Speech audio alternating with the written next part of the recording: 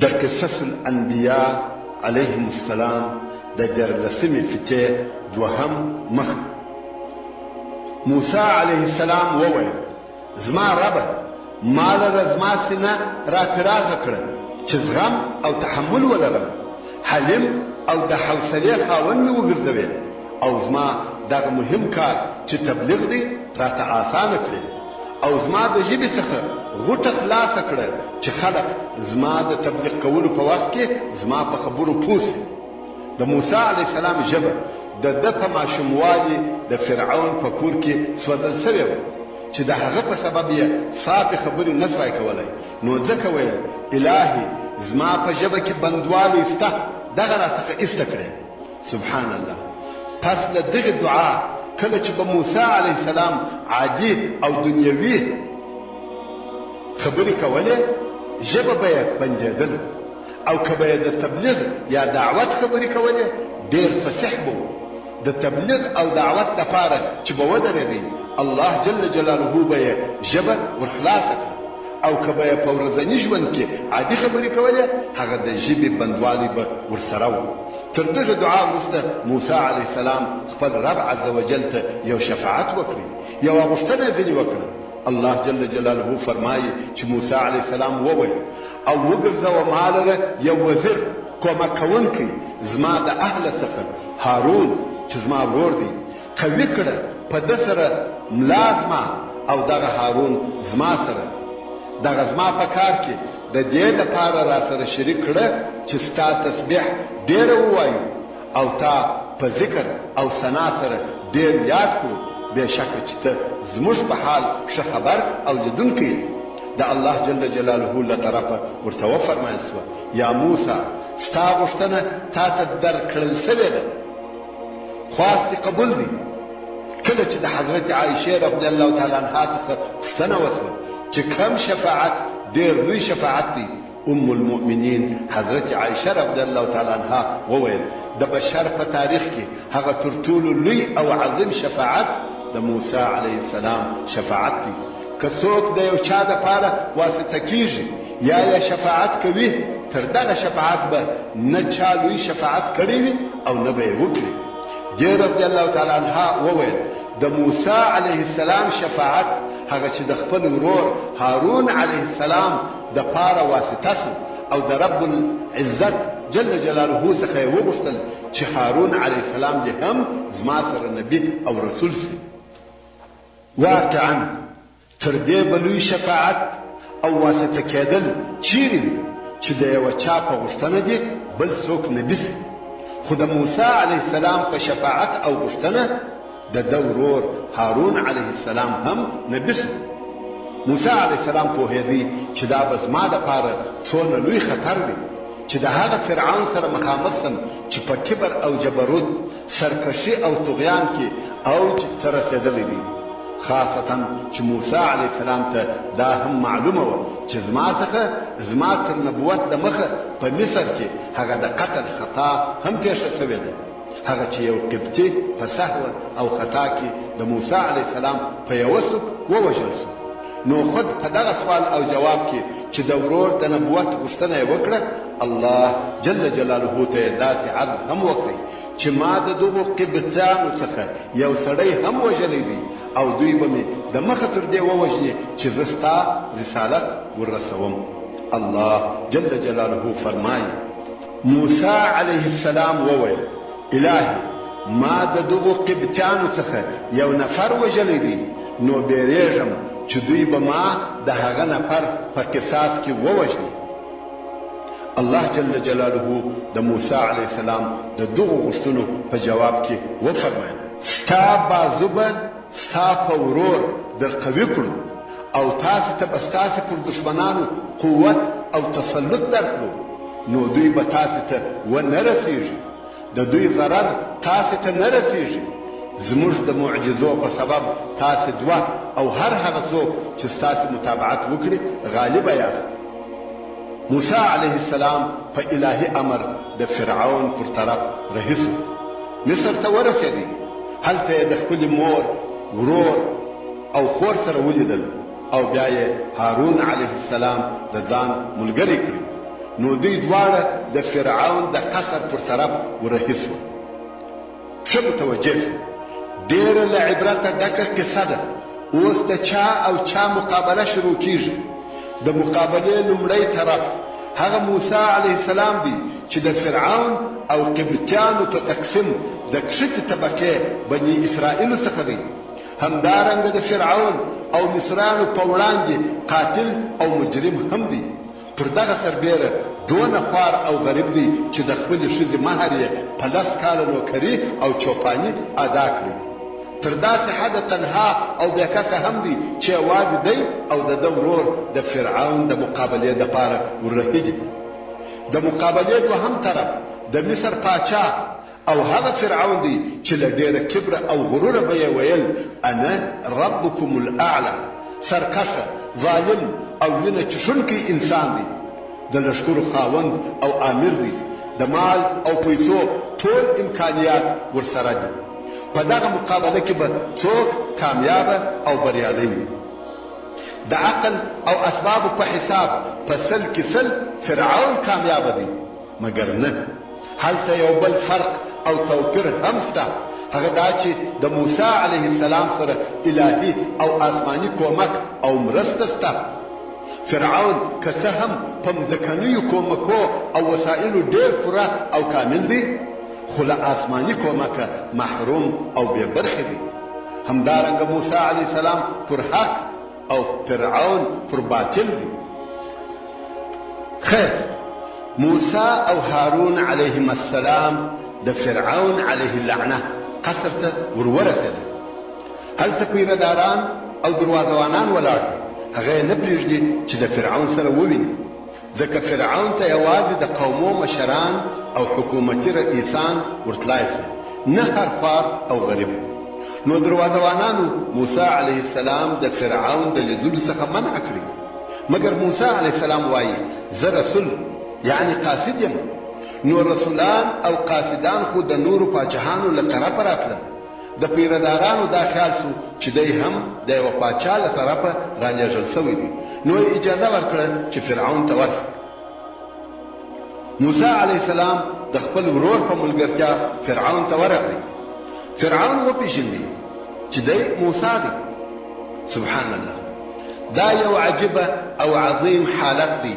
الله جل جلاله د قرآن مجید په ډیرو آیاتو کې ذکر کړی دی چې د هغې جملې څخه الله جل جلاله په سورة الشعراء کې فرمایي الله جل جلاله موسی علیه السلام ته امر کوي چې تاسې دواړه ته او هارون علیهم السلام فرعون ته ورسئ او ورته ووایاست چې موږ د رب العالمین له طرفه رسولان یو، د دې دپاره چې ته بني اسرائیل یعنی د یعقوب علیه السلام اولاده زموږ سره شام ته ولېږه. دا خو درته معلومه ده چې د حضرت یعقوب علیه السلام د اولادې چې بني اسرائیل ورته ویل کېږي اصلي وطن شام و، او د حضرت یوسف علیه السلام په زمانه کې د ده علیه السلام په غوښتنه مصر ته راغی او بیا یې څه موده د فرعونیانو تر ظلم لاندې تېره کړه. اوس د الله جل جلاله دا اراده وسوه چې دوی بیرته شام ته ولاړ شي. خو د مصر فرعون چې له دوی څخه یې د مریانو کار اخیستی دا اجازه نه ورکول چې دوی شام ته ولاړ شي. او حضرت موسی علیه السلام له فرعون د دوی ازادي غوښته. نو اوس موسی او هارون علیهم السلام د څه شي دپاره فرعون ته په رسالت ورغله؟ د دوی اصلي هدف او مقصد په خپله مصریان نه وه، بلکې د دوی د رسالت مقصد د بني اسرائیلو خلاصول و چې د فرعون او د مصریانو د ظلم او ستم څخه یې خلاص کړي. الله جل جلاله موسی او هارون علیهم السلام ته فرمایي چې تاسې دواړه فرعون ته ورسئ او ورته ووایاست چې موږ د رب العالمین له طرفه د دې دپاره رسولان یو چې د یعقوب علیه السلام اولاده زموږ سره شام ته ولېږه. کله چې موسی علیه السلام او ورور یې فرعون ته ورغله خپل حال او خپله غوښتنه یې ورته بیان کړه چې موږ د رب العالمین له طرفه رسولان یو او غواړو چې بني اسرائیل زموږ سره شام ته ولېږي. فرعون خو په اول لیدلو سره وپېژندی، نو یې ورته وویل ته موسی نه یې؟ موسی علیه السلام وویل هو موسی یم. الله جل جلاله دغه د دوی سوال او جواب په قرآن مجید کې بیانوي او فرمایي. فرعون وویل ته کوچنی ماشوم وې، آیا موږ ته په خپلو کورو کې نه یې تربیه کړې او ته د خپل عمر څخه څو کاله په موږ کې واوسېدلې او وکړې تا خپل هغه کار چې تا وکړې، یعنی زموږ د قبطیانو څخه دې یو نفر وواژه او ته د ناشکرانو څخه یې، یعنی دغه زما ټولې نیکۍ دې هېرې کړې، اوس راغلی یې بني اسرائیل غواړې. موسی علیه السلام د فرعون په جواب کې وویل. موسی علیه السلام وویل دغه کار هغه وخت ما وکړي، یعنی هغه سړی چې زما څخه په خطا کې ووژل سو دا هغه وخت وو چې زه د ناپوهانو څخه وم. په دې نه پوهېدم چې دغه سړی به زما په یوه سوک ووژل سي. ما په قصد سره نه دی وژلی، که زه پوهېدلی چې دی زما په یوه سوک مري ما نه واده. دغه کار چې را څخه پېښ سو نو ستاسې څخه وتښتېدم. کله چې ستاسې څخه وبېرېدم نو بیا زما رب عز وجل ما ته حکم، علم، فهم را وبخښي او زه یې د رسولانو څخه وګرځولم. نور یې هم ورته وویل او آیا دغه ستا تربیه او روزنه یو نعمت دی چې ته یې پر ما احسان اچوې؟ هغه زما روزنه او تربیه چې تا وکړه هغه خو ستا د شفقت او مهربانۍ څخه نه وه، بلکې په دې سبب وه چې بني اسرائیل دې مریان کړي وه. یعنی دا چې ته زما د ماشوموالي د روزنې احسان را باندې اچوې دا ډېره بده خبره ده. د یوه اسرائیلي ماشوم پالنه او روزنه د دې سره برابرېدلی سي چې تا د بني اسرائیلو ټول قوم مریان کړي وه. خاصتا ستا سره زما پالنه هم ستا د هغه ظلم په سبب پیښه سوه چې تا د ټولو بني اسرائیلو هلکان وژل. که ستا ظلم نه وای زه خپلې مور په تابوت کې اچولم او بیا یې په دریاب کې غورځولم. دغه حالات ټول ستا ظلم په وجود راوړه. ته باید له دغه خپل عمله وشرمېږې، نه دا چې پر ما د روزنې او تربیې احسان واچوې. موسی علیه السلام په قوت او جرأت خبرې کولې. کله چې موسی علیه السلام د خپلو خبرو په طرف کې وویل چې موږ د رب العالمین رسولان یو، فرعون علیه اللعنه په ضد او عناد سره وویل چې رب العالمین څوک دی یا چې شي دی، العیاذ بالله. الله جل جلاله د فرعون دغه قول بیانوي او فرمایي. فرعون موسی علیه السلام ته وویل دغه رب العالمین چې ته وایې زه د هغه له طرفه رسول یم څوک او چې شي دی؟ یعنی کله چې زه موجود یم د بل رب نوم اخیستل څه معنا لري؟ څرنګه چې ټول مخلوقات د الله جل جلاله د ذات او حقیقت پیژندلو ته لار نه لري، بلکې ټول خلق الله جل جلاله د هغه عز وجل په صفاتو سره پیژني. نو موسی علیه السلام د الله جل جلاله ځینې صفات وریاد کړه او ویې رب العالمین هغه ذات دی چې د آسمانو او مځکې او د ټولو هغو شیانو چې د دغو دواړو په منځ کې دي تربیت کوونکی او اداره کوونکی دی. څرنګه چې د موسی علیه السلام خبرې یوازې فرعون ته نه وې بلکې د مجلس ټولو حاضرینو ته یې خبرې کولې، نو یې ورته وویل که تاسې یقین کوونکي یاست نو ایمان پر راوړئ. فرعون هغو مشرانو ته چې د ده سره ناست وه مخ ور واړوه او ویل تاسې د دغه سړي خبرې نه اورئ؟ الله جل جلاله د فرعون حال بیانوي او فرمایي قال لمن حوله ألا تستمعون. فرعون هغو کسانو ته چې د ده پر شاوخوا وه وویل آیا تاسې دغه د ده عجیبې خبرې نه اورئ؟ یعنی بې له ما بل رب سته؟ موسی علیه السلام وویل هو ستاسې او ستاسې د اولنیو پخوانیو پلرو رب. الله جل جلاله فرمایي یعنی ای احمقانو زه چې کوم رب یادوم هغه ستاسې او ستاسې د پلرو او نیکهګانو پیدا کوونکی دی. ستاسې تخم او ریشه هم نه وه چې هغه رب عز وجل د مځکې او آسمانو تصرف کاوه. فرعون چې بله لار پر ودرېده او د عقل سره برابر جواب یې نه درلودی، نو یې پر موسی علیه السلام د لیوني نوم کښېښاوه او خپل د مجلس خلکو ته یې وویل. فرعون وویل بېشکه ستاسې رسول دغه چې تاسې ته رالېږل سوی دی لیونی دی. موسی علیه السلام د فرعون په جواب کې وویل زه هغه رب عز وجل در یادوم چې د مشرق او مغرب رب دی او د هغو ټولو شیانو رب دی چې د مشرق او مغرب په منځ کې دي. که تاسې څه عقل لرئ، که تاسې د عقل څخه کار اخیستلی سئ نو ایمان راوړئ.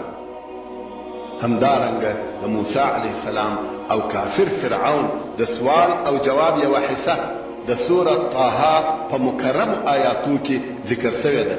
الله جل جلاله فرمایي یعنی تاسې دواړه فرعون ته ورسئ او ورته ووایاست بېشکه موږ ستا د رب عز وجل رسولان یو، نو بني اسرائیل زموږ سره ولېږه، دوی په سختو کارو مه په عذابوه. په تحقیق موږ تا ته ستا د رب عز وجل له طرفه د معجزې سره راغلي یو، او سلامتیا ده پر هغه چا چې د سمې لارې متابعت وکړي. په تحقیق موږ ته وحي سوي دي چې عذاب پر هغه چا دی چې د رسولانو تکذیب کوي، درواغجنان یې بولي او له اسلامه مخ ګرځوي، عمل نه پکوي. کله چې دوی فرعون ته ورغله او د رب العالمین پیغام یې ورورساوه، نو فرعون ورته وویل. الله جل جلاله فرمایي چې فرعون وویل ستاسې رب څوک دی یا موسی؟ موسی علیه السلام وویل زموږ رب هغه ذات دی چې د مخلوقاتو څخه یې هر شي ته د هغه شکل ورکړی دی او بیا یې لار هم ورښولې ده. یعنی هر شي ته یې د هغه د استعداد سره سم شکل، صورت، قوت، خاصیتونه او نور ورکړي دي او هغه څه یې جوړ کړی دي چې هغه لره لازم او ضروري وو. د هر مخلوق د وجود او بقا دپاره یې د هغه د ضرورت ټول سامان او وسایل برابر کړي دي. په انسان او حیوان کې یې د خوړلو او چښلو شعور پیدا کړی دی. مثلا که الله جل جلاله ماشوم ته تیرودل ورود نه ښیي، څوک یې ورښوولی سي، څوک تی پرودلی سي. که د مرغانو چیچانو ته په مشوکه سره دانه خوړل ورود نه ښیي، څوک یې ورښوولی سي او څوک یې پخوړلی سي. سبحان الله. تیرودونکي حیوانات چې له موره وزېږي د مور په تي پسې ګرځي، او دانه خوړونکي مرغان چې له هګۍ راووځي پر مځکه مشوکه وهي. دا چا ورښولي دي؟ فرعون چې د موسی علیه السلام قوي او معقول دلایل اوري او د ده سره یې جواب نسته، نو یې په پوچو او بې معنا خبرو شروع وکړه، غواړي چې د اصلي موضوع څخه لرې ولاړ شي. الله جل جلاله فرمایي قال فما بال القرون الاولى. فرعون وویل د پخوانیو خلقو څه حال؟ یعنی هغه خلق چې تر موږ د مخه وو هغو ولې د دغه رب دا چې ته وایې عبادت نه کاوه؟ قال علمها عند ربي في كتاب لا يضل ربي ولا ينسى. موسی علیه السلام وویل د هغو علم زما د رب عز وجل سره په لوح محفوظ کې لیکلی دی چې زما رب یې نه ورک کوي او نه یې هېروي. هغه خلق ته پرېږده، اوس موږ او تاسو یو، په اوسنۍ موضوع کې خبرې کوه، له بحث وتل نه دي پکار. نو موسی علیه السلام بیرته د خپل رب عز وجل په باره کې ورته وویل زموږ رب هغه الله جل جلاله دی چې مځکه یې تاسې ته فرش ګرځولې ده او په دغه مځکه کې یې ستاسې دپاره لارې جوړې کړي دي او له اسمانه یې اوبه بارانونه نازلې کړي دي. اوس نو الله جل جلاله د موسی علیه السلام خبره پسې پوره کوي او د مکې مکرمې خلکو ته فرمایي او په دغه اوبو سره مو د مختلفو نباتاتو ډېر قسمونه را ایستلي دي چې په رنګ، خوند او نورو صفاتو کې فرق سره لري. موسی علیه السلام هغه شیان ور یادوي چې فرعون پر هغو قدرت نه لري. فرعون خو وایي زه رب یم، مګر موسی علیه السلام آسمانونه او مځکه ور یادوي. مشرق او مغرب یې وریاد کړل. دغه شیان نه د فرعون په لاس کې دي او نه قدرت پر لري. کله چې خبره تر دغه اندازې ورسېده فرعون پوه شو چې خبره اوس د خطر ځای ته رسېږي، ځکه د موسی علیه السلام خبرې او دلایل د عقل سره برابر دي او دغه بحث نور هم پسې زیاتېږي. نو یې په ګواښ او تهدید شروع وکړه چې دغه تهدید او بیرول د طاغیانو او باغیانو د جبابرو او سرکشانو اصول دي. کله چې په دلایلو کې وروسته راسي نو له زوره کار واخلي. فرعون علیه لعنه وویل که بې له ما څخه بل څوک د ځان اله وبولې د ځان رب یې وګرځوې قسم دی چې خامخا به تا بندي کړم. ورونو د تل دپاره د سرکشانو او طاغیانو دغه طریقه او معامله وي. ته حجت برهان او قانع کوونکي دلایل ورسره وایې خو د جواب زندان عذابونه ترورول او وژل. نن ورځ هم په ډیرو اسلامي مملکتو کې زموږ د امت مسلمه د لارښوونکو سره دغه سلوک کیږي. الله جل جلاله دې پر آسانه کړي. که څوک د حق آواز پورته کړي خلق اسلامي قانون او سمې لارې ته راوبولي په مقابل کې عذاب زندان د کاره ګوښه کول او بالاخره وژل او داسې نور کارونه ورسره کیږي چې دا د طاغیانو فرعونیانو او سرکشانو منهج طریقه او کړنلاره ده. کله چې د فرعون له طرفه موسی علیه السلام په زندان او بندیخانه سره تهدید کړل سو موسی علیه السلام مجبور سو چې د خپلې دعوې د اثبات لپاره معجزې ښکاره کړي. نو یې فرعون ته وویل آیا ته د الله جل جلاله پر الوهیت باور نه کوې؟ که څه هم زه تا ته یو ښکاره دلیل راوړم. الله جل جلاله په سورة الشعراء کې د موسی علیه السلام او فرعون پاکه بحث بیانوي او فرمایي موسی علیه السلام فرعون ته وویل آیا ته د الله جل جلاله په الوهیت باور نه کوې؟ که څه هم زه تا ته ښکاره یو شی راوړم، که زه معلومې معجزې ته ښکاره کړم بیا به هم ستا فیصله دغه وي. الله جل جلاله فرمایي چې فرعون یې په جواب کې وویل قال فأتي به ان كنت من الصادقين. فرعون وویل نو هغه ښکاره دلیل معجزه دې راوړه که ته په دغه خپله دعوه کې د رښتیا ویونکو څخه یې. اوس نو دا موقع برابره شوه چې موسی علیه السلام خپلې معجزې ښکاره کړي. نو موسی علیه السلام خپله لکړه وغورځول چې ناڅاپه هغه ښکاره لوی مار او له خپله ګریوانه څخه یې لاس راویست چې ناڅاپه هغه لاس کتونکو لره تک سپین او ځلېدونکی و. فرعون چې تر اوسه یې د الوهیت او خدایي دعوه کول اوس وارخطا شو. موسی علیه السلام دوې ډېرې لوی معجزې وښکاره کړې چې د هغو معجزو په لیدلو سره په خپله فرعون او هغه د ده سره ناست خلق ټول په حیرت او دهشت کې شول. خو فرعون ډېر ژر خپل اعصاب کنټرول او سره راټول کړه. وبېرېد چې دغه د ده سره ناست خلق د موسی علیه السلام دعوت ته تسلیم نشي. نو یې سمدستي وویل فرعون وویل آیا ته د دې دپاره موږ ته راغلی یې چې موږ د خپلې مځکې څخه ستا په سحر سره وباسې یا موسی؟ تا سحر راته راوړی دی، دغه کارونه خو د ساحرانو دي، موږ په دغو شیانو پوهیږو. د مصر مځکه په ساحرانو ډکه ده. ته غواړې چې بني اسرائیل د سحر په کارو له مصره وباسې؟ پس خامخا به موږ هم د دغه سحر په مثل سحر درته راوړو. که ته ساحر یې زموږ سره هم ساحران شته. نو زموږ او ستا په منځ کې یوه وعده وټاکه، یو وخت معلوم کړه چې د هغې وعدې څخه به نه موږ مخالفت کوو او نه ته. لومړی خو به وخت معلوموو چې هیڅوک به وعده خلافي نه کوي او د وعدې ځای معلوم کړه چې آوار معروف او مشهوره ځای وي چې ټولو خلقو ته معلوم وي او ټول خلق راټول سي او وویني چې څوک غالبه کیږي. موسی علیه السلام هم دغسې موقع غوښته چې د ټولو خلقو په حضور د حق او باطل مقابله وشي. نو یې وویل موسی علیه السلام وویل ستاسې د وعدې وخت د اختر یا جشن ورځ ده او دا چې خلک د ساشت په وخت کې راټول کړل شي. نو فرعون د هغه حق څخه مخ واړاوه چې موسی علیه السلام ورته راوړي وو. پس د خپل مکر او فریب اسباب یې راټول کړل او بیا هغه د وعدې ځای ته راغی.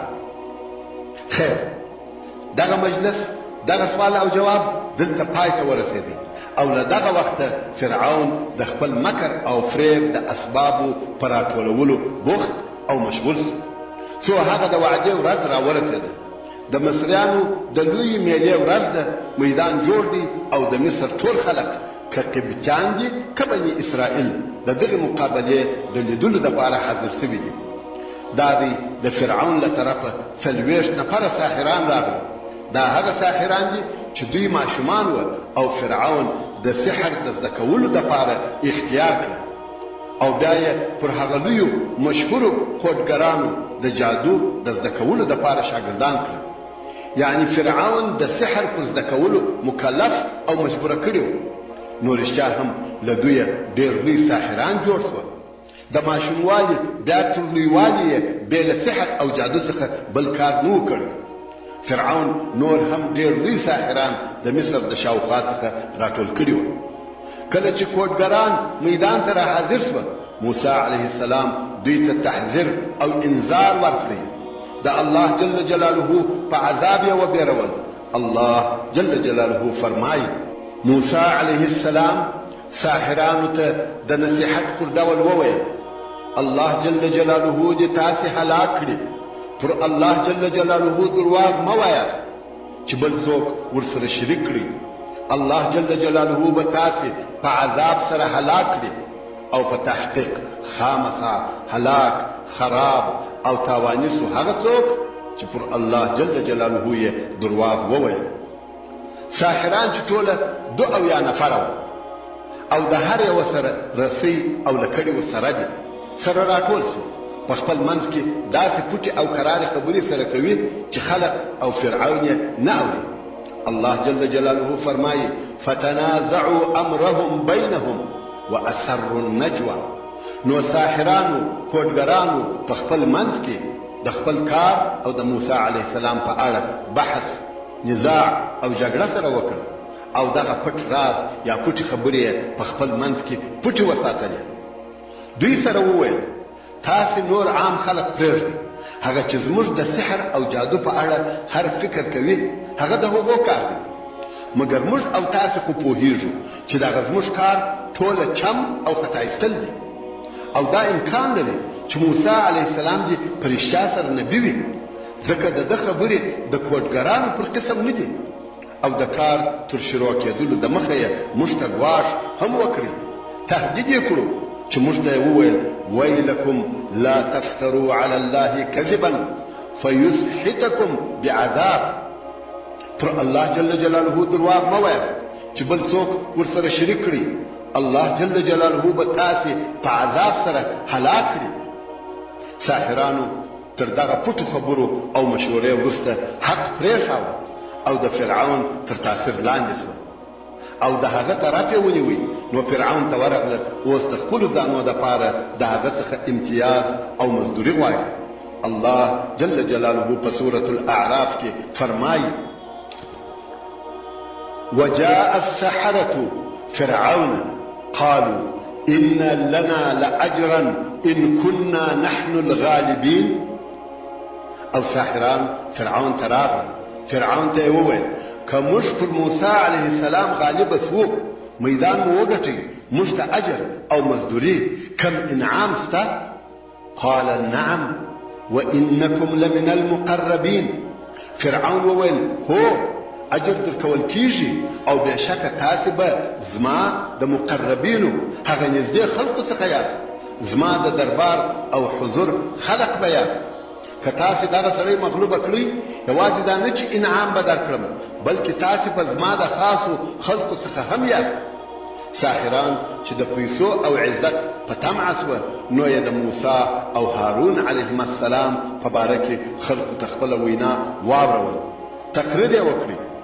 الله جل جلاله په سورة طه کې فرمایي ساحرانو خلقو ته وویل دغه دوه نفر موسی او هارون علیهم السلام خامخا ساحران دي، دوی غواړي چې په خپل سحر سره تاسې د خپلې مځکې څخه وباسي، ستاسې عزت او جایدادونه در څخه واخلي او دوی یې مالکان سي او دغه ستاسې ښه دین در څخه ایسته او محو کړي.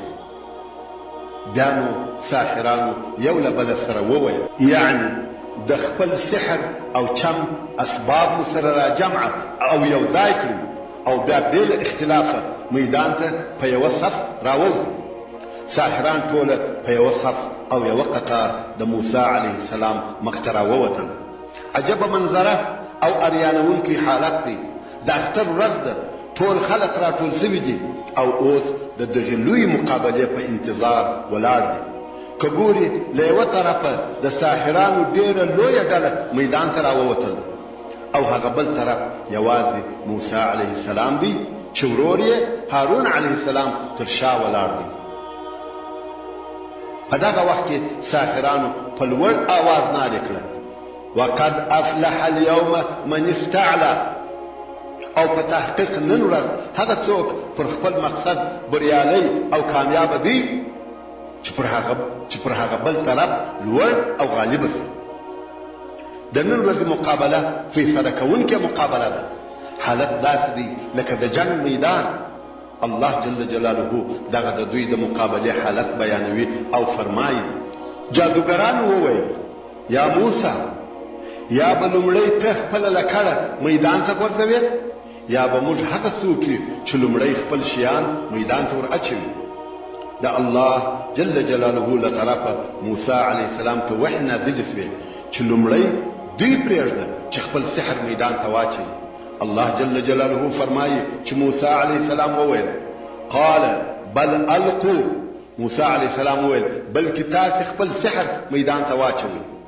د ساحرانو سره چې کومې لکړې کران او رسیانې ورسره وې هغه یې میدان ته ور واچول. ناڅاپه دغه لکړې او رسیانې په یو عجیب شکل پر حرکت راغلې. داسې معلومیږي چې په دغه میدان کې یوې او بلې خواته ځي او ځغلي. خلق خو څه کوي؟ په خپله موسی علیه السلام هم د ساحرانو د سحر تر تاثیر لاندې سو. الله جل جلاله فرمایي فإذا حبالهم وعصيهم يخيل إليه من سحرهم أنها تسعى. پس ناڅاپه هغه د ساحرانو رسی پړي او هغه د ساحرانو لکړي د دوی د سحر په واسطه د موسی علیه السلام په خیال او تصور کې داسې ورتله چې ځغلي. همدارنګه دغه حالت الله جل جلاله په سورة الاعراف کې بیانوي او فرمایي فلما القوا سحروا اعین الناس واسترهبوهم وجاءوا بسحر عظیم. کله چې ساحرانو خپل سحر میدان ته وغورځاوه د خلقو په سترګو یې جادو وکړي.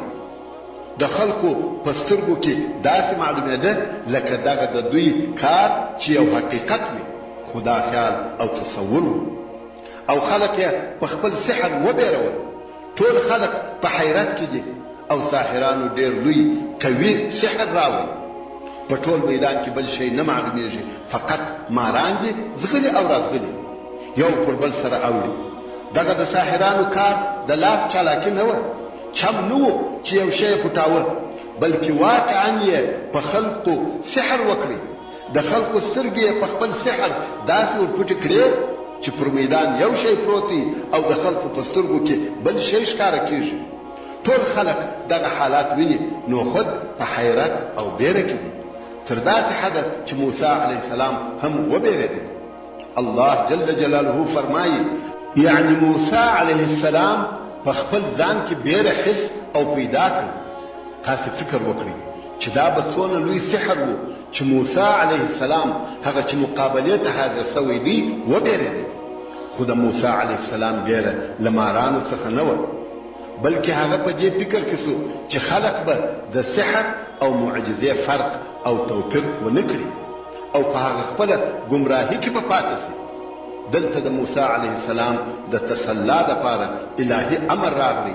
الله جل جلاله وفرمایل قلنا لا تخف انك انت الاعلى، یعنی موږ موسی علیه السلام ته وویل ته مه ډېرېږه، بېشکه چې دغه ته ډېر غالب یې. وسوسه دې د زړه څخه وباسه، سحر د معجزې سره نشي برابرېدلی. الله جل جلاله خامخا حق ته غلبه ورکوي. نور هم الله جل جلاله وفرمایل وغورځوه هغه شی چې ستا په راسته لاس کې دي لکړه، چې تیر کړي هغه شیان چې دوی جوړ کړي دي. بېشکه هغه شی چې دوی جوړ کړي دي مکر د ساحر دی، هغه د ساحر چم دی، او د ساحر چم چې هر څونه قوي هم سي د حق په مقابله کې نشي کامیابه کېدلی.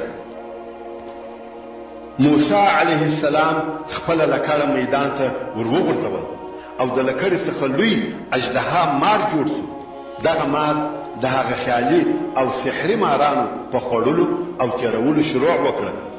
د میدان ټول ماران یې خپل نس ته واچول، میدان خالي ودرېدی. ساحرانو چې دغه حال ولیدي پوه سول چې دا سحر نه دی بلکې دا د الله جل جلاله له طرفه معجزه ده. نو بی اختیاره پر سجده پریوتل. الله جل جلاله فرمایي یعنی نو وګرځول سوه دغه ساحران په داسې حال کې چې سجده کوونکي وه، ویل ایمان مو راوړی دی پر رب د هارون او موسی. دغه کوډګران چې په سحر کې لوی علم او تخصص درلودی، هغو ته دا معلومه سوه چې د موسی علیه السلام کار سحر نه دی بلکې دا الهي قدرت دی. نو خود بیل اراده پر سجده پریوتل. فرعون علیه اللعنه په حیرت او تعجب سره ولیده چې د ساحرانو یوه لویه ډله د عامو خلقو په وړاندې د ده له دینه اوړي او په ښکاره سره د موسی علیه السلام رب ته سجده کوي. نو خود ډېر په قهر سو. الله جل جلاله د فرعون دغه حال بیانوي او فرمایي قال آمنتم له قبل ان آذن لكم. فرعون وویل د مخه تر دې چې زه تاسې ته اجازه درکړم تاسې د ده تصدیق وکړئ، زما تر مشورې د مخه څنګه تسلیمېږئ؟ مګر په حقیقت کې دغه مسئله تر لمر روښانه وه او مشورې ته یې ضرورت نه درلودی، بل دا چې ساحرانو په خپل اختیار سجده نه ده کړې، ځکه الله جل جلاله داسې ونه فرمایل فسجد السحرة، یعنی ساحرانو سجده وکړه، بلکې فرمایي فالقي السحرة سجدا. نو وغورځول سوه دغه ساحران په داسې حال کې چې سجده کوونکي وو. الله جل جلاله په دوی سجده وکړه. اوس چې فرعون کافر په خپله مقابله کې ماته وخوړه، په ډېر بد حالت کې دی، غواړي چې په چم او درواغو د دغې ماتې او شکست له شرمه ځان خلاص کړي. نو یې څه وکړه؟ ساحرانو او کوډګرانو ته یې وویل انه لکبیرکم الذي علمکم السحر. محترم ورونو، څرنګه چې فتنه پای ته ورسېده، زموږ پاته قصه به په راتلونکې 14مه فتنه کې واورئ ان شاء الله تعالی. وما توفيقي إلا بالله عليه توكلت وإليه أنيب. سبحان ربك رب العزة عما يصفون وسلام على المرسلين والحمد لله رب العالمين. وصلى الله تعالى على خير خلقه محمد وآله وأصحابه وأهل بيته أجمعين. والسلام عليكم ورحمة الله وبركاته.